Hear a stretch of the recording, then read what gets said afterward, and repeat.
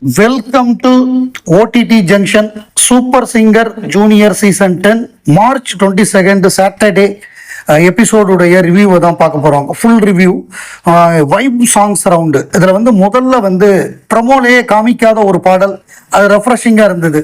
ப்ரமோவில் பார்த்துட்டு நம்ம பார்க்குறப்ப கொஞ்சம் அந்த இது கம்மியாகும். பட் இந்த தடவை ப்ரமோவில் போடாத பாட்டு லயவர்ஷினி பாடினாங்க. படம் வெந்து தெரிந்தது காடு, பாடல் மல்லிப்பூ, பாடகர் ஏஆர் ரஹ்மான், மதுஸ்ரீ, பாடலாசிரியர் தாமரை. அதாவது மல்லிப்பூ வச்சு வச்சு வாடுது அப்படின்னு பயங்கரமான ஒரு வைப் சாங்கு.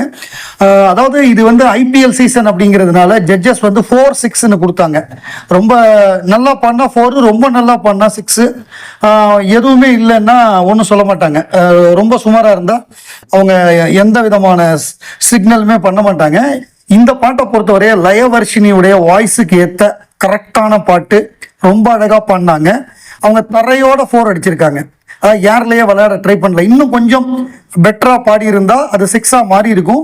பட் இவங்க 4 அழகா இருந்தது. ஒரு beautiful cover drive along the carpet அப்படின்னு சொல்ற மாதிரி ஒரு 4 அடிச்சிருக்காங்க. நல்ல சாங் செலக்ஷன், நல்ல சிங்கிங். ரெண்டாவது சாங் பிரமோல பரபரப்பை ஏற்படுத்திய நஸ்ரீன். இவங்க கோடி அருவி கொட்டுதே அப்படிங்கிற பாட்டு. இந்த பாட்டை பொறுத்தவரைய இது எப்படின்னா, ஒரு பேட்ஸ்மேன் இருக்காரு. ஒரு பேட்ஸ்மேன் சொல்லக்கூடாது, இப்பெல்லாம் பேட்டர்னு சொல்லணும்.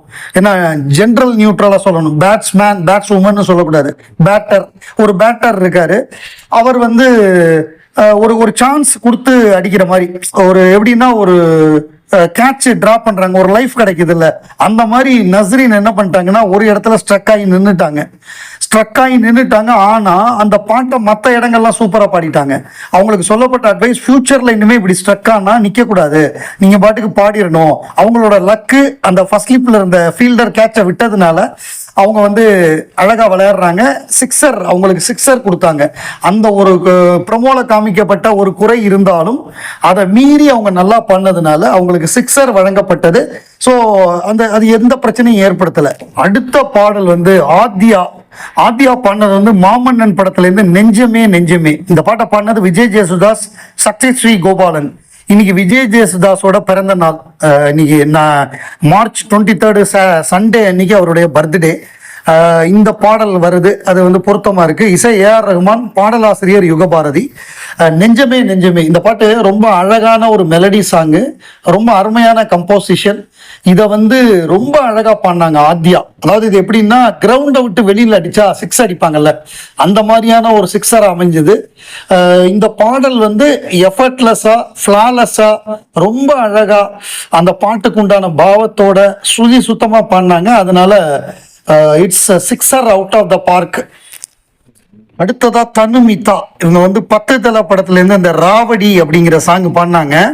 இவங்களை பொறுத்தவரை அப்படின்னா, இவங்க நல்லா பாடினாங்க. பட் அந்த பாட்டுக்கு உண்டான அந்த ஒரு வைபு, அந்த ஒரு ஃபீல், அந்த ஒரு விஷயம் மிஸ்ஸிங்கு அப்படிங்கிறது தான் ஜட்ஜஸோட கமெண்ட். அது மனோ பயங்கர ஜாலியா கமெண்ட் பண்ணாரு. அதாவது இந்த தண்ணி லாரி வர்றப்ப அடிச்சு பிடிச்சி முதல்ல போய் பிடிக்கணும், பட் தனிமிதா யார் வேணா பிடிச்சிக்குங்க, நான் மெதுவா வரேன் பின்னாடி அப்படிங்கிறாங்க. அப்படிலாம் இருந்தா தண்ணி முடிஞ்சு போயிடும். ஸோ அடுத்த தடவை நீங்க அந்த ராவடிங்கிறது அந்த ஒரு ஃபீலோட பாடணும், நீங்க தான் முதல் பக்கெட் பிடிக்கணும் அப்படின்னு சொல்லி கமெண்ட் பண்ணாரு. பட் இருந்தாலும் உங்களுக்கு 4 வழங்கப்பட்டது. 4ங்கிறது நல்ல மார்க் தான். இன்னும் பெட்டரா பண்ணியிருந்தா 6 கிடைச்சிருக்கும்.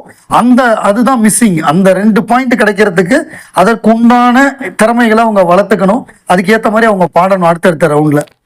அடுத்த பாடல் பாடினது ரிதன். இவர் தான் இப்ப இருக்கக்கூடிய ஒரே ஒரு மேல் சிங்கர். மீதி எல்லா மேல் சிங்கரும் எலிமினேட்டடு.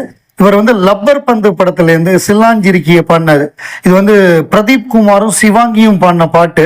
இந்த பாட்டை இவர் பாடினாரு, நல்லாவே பாடினாரு. பட் என்ன பிரச்சனை அப்படின்னா, இவர் பாடுறது நிறைய மழலையா இருக்கு. அதனால பாடல் வரிகள் எதுவுமே சரியா இல்லை, கிளாரிட்டி இல்லை. என்ன வரி அவர் பாடுறார் அப்படிங்கிறது சரியா இல்லை. சில இடங்கள்ல சிங்கிங்குமே சரியா இல்லை, கரெக்டா இல்லை, ஒரிஜினல் மாதிரி இல்லை. இந்த குறைய தான் சித்ராமா எடுத்து சொன்னாங்க. இன்னும் பெட்டரா பாடணும், இன்னும் வரியெல்லாம் தெளிவா புரிகிற மாதிரி வார்த்தைகளை உச்சரிக்கணும் அப்படின்னு சொன்னாங்க. இவருக்கு 4 கிடைச்சது. அதாவது 6ன்னா தான் கோல்டன் ஷவர், 4னா கோல்டன் ஷவர் கிடையாது. 6 வாங்குறவங்க மட்டும்தான் கோல்டன் ஷவர். இவருக்கு 4 கிடைச்சது. ஒரு நல்ல பர்ஃபார்மன்ஸ் தான்.